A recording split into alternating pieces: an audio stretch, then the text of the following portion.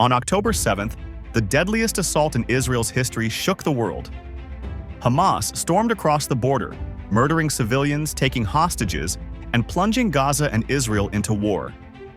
Now, months later, a bold proposal emerges: the Trump Plan. Backed by Netanyahu, pressed by Arab powers, and rejected by some within Hamas before even reaching the table. It promises hostages freed, weapons surrendered, Gaza rebuilt. Yet it demands trust between sworn enemies. Trust that has never lasted. Three futures hang in the balance: fragile peace, endless stalemate, or total collapse. The choice rests on Hamas, on Netanyahu, and on a region standing once again on the edge, between war without end and the faint possibility of a new beginning. Stay with us. What happens next could redefine the Middle East.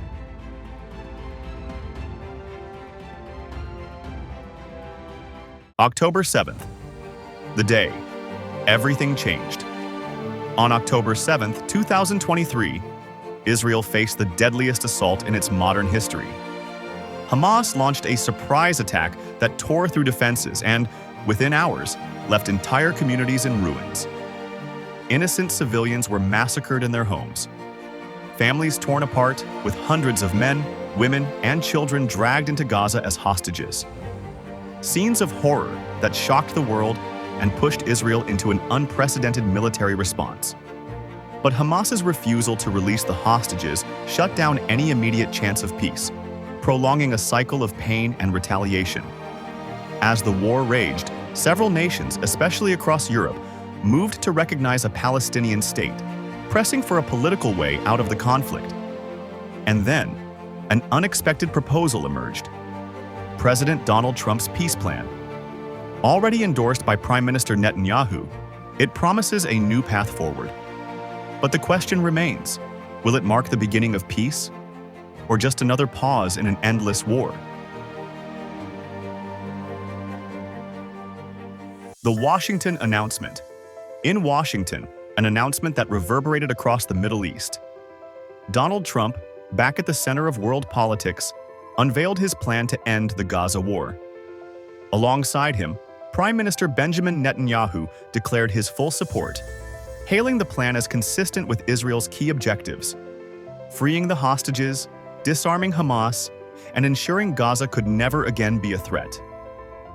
Arab nations, long caught between solidarity with Palestinians and the pursuit of regional stability, cautiously welcomed the initiative. Egypt, Saudi Arabia, and Qatar expressed readiness to support reconstruction, if Hamas agreed to the terms. Trump issued an ultimatum. Hamas would have only 3 to 4 days to respond. The stakes were clear: accept peace on these terms, or risk global isolation and an intensified Israeli campaign. But that waiting has now ended. In a surprising turn, Hamas has formally accepted the core conditions of the Trump plan, under regional mediation and with international guarantees for a phased ceasefire and reconstruction. What was once a diplomatic gamble has now become a cautious reality, a plan set to move from paper to practice. But what exactly is inside this so-called Trump plan? Beyond the headlines, the details reveal a blueprint that could reshape Gaza, Israel, and the entire Middle East. Now, with Hamas unexpectedly signaling acceptance, the world turns its attention to what comes next: the content of a plan that could redefine the Middle East.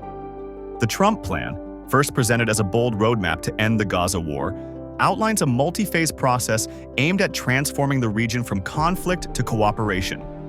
At its core, it still demands the release of Israeli hostages and the verifiable demilitarization of Gaza. But now, these steps will unfold under international supervision, with regional partners acting as guarantors. The first phase focuses on a ceasefire monitored by Egypt and Qatar, alongside the entry of humanitarian aid and the deployment of Arab peacekeeping forces along Gaza's borders.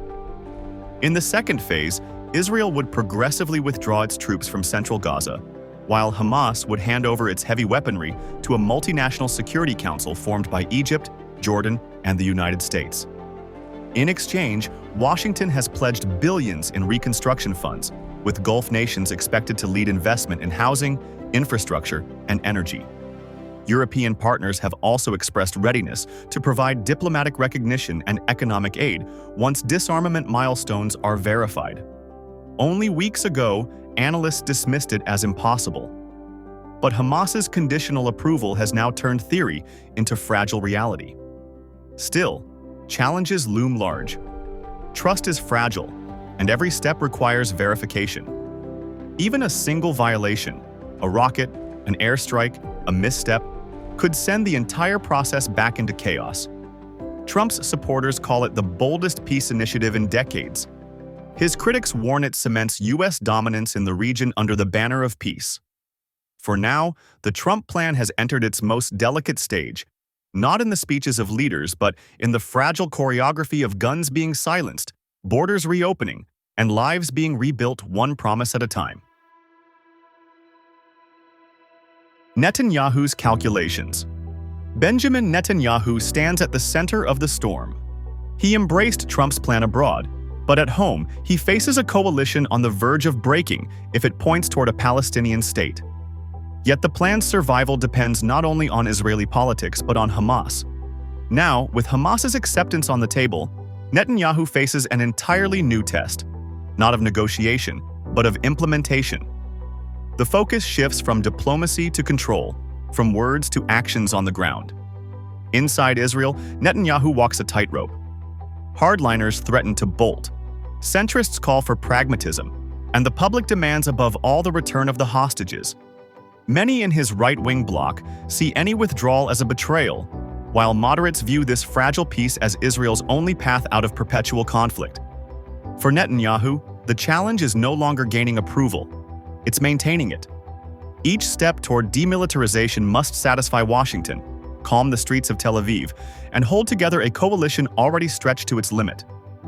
Caught between Washington's expectations, domestic pressure, and a skeptical military establishment, Netanyahu's balancing act will determine whether the Trump plan becomes a lasting peace or another fragile truce destined to break.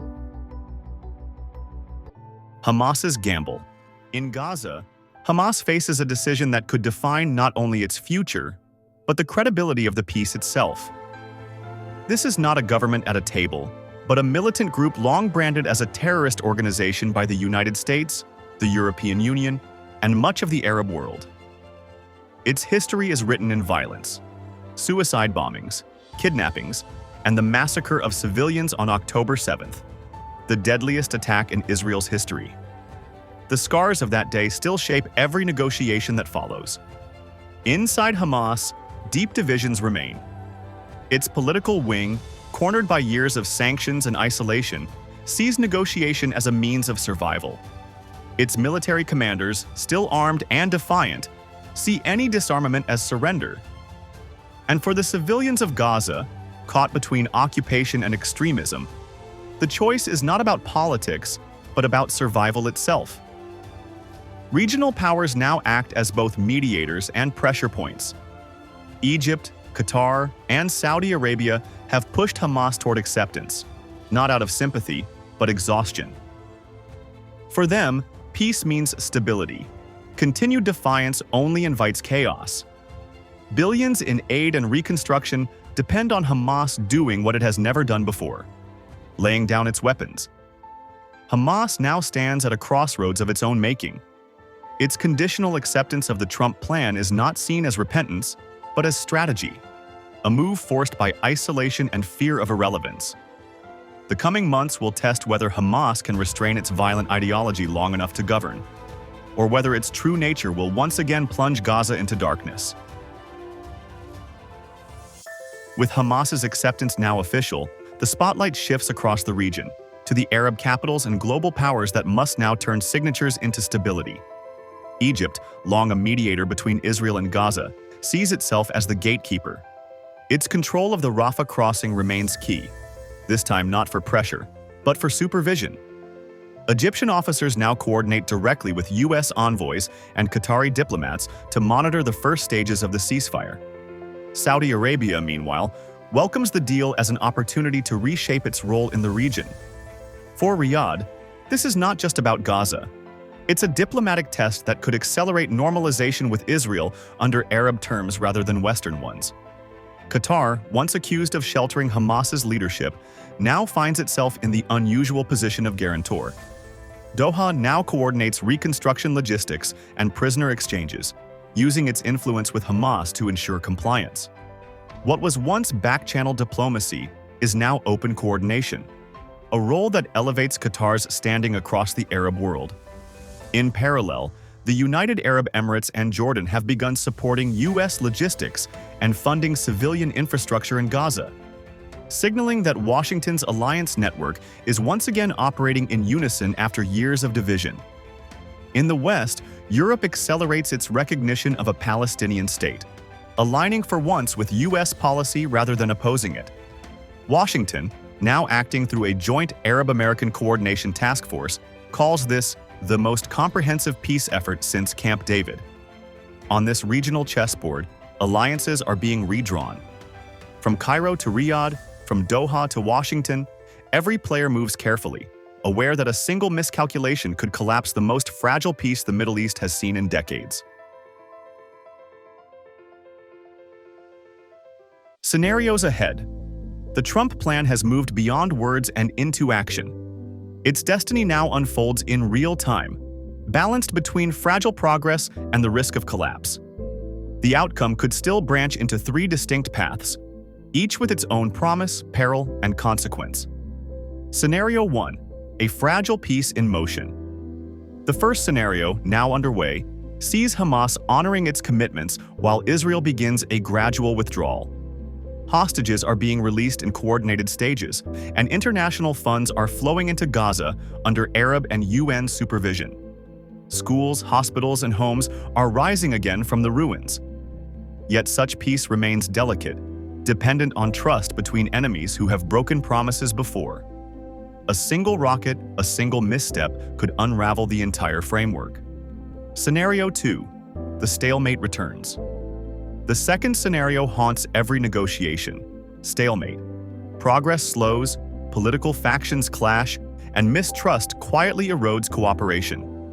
Mediators scramble to keep both sides talking, while ordinary people remain suspended between war and peace. A frozen conflict sustained by exhaustion rather than hope. Scenario 3. Collapse and return to conflict. And still, the darkest possibility remains.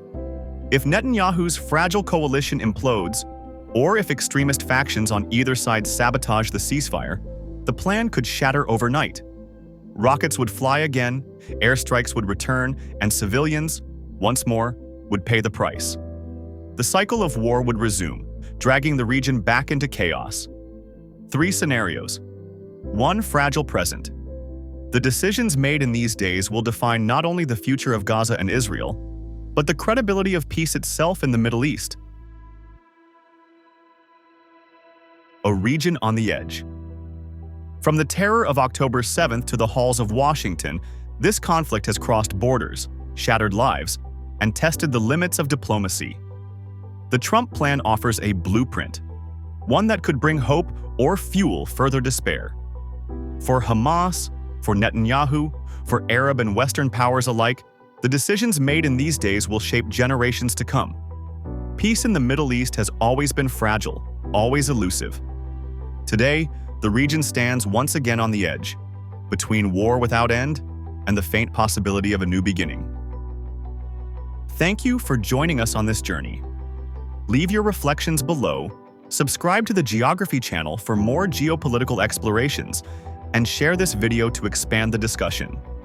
See you next time in our ongoing journey through history, power, and place.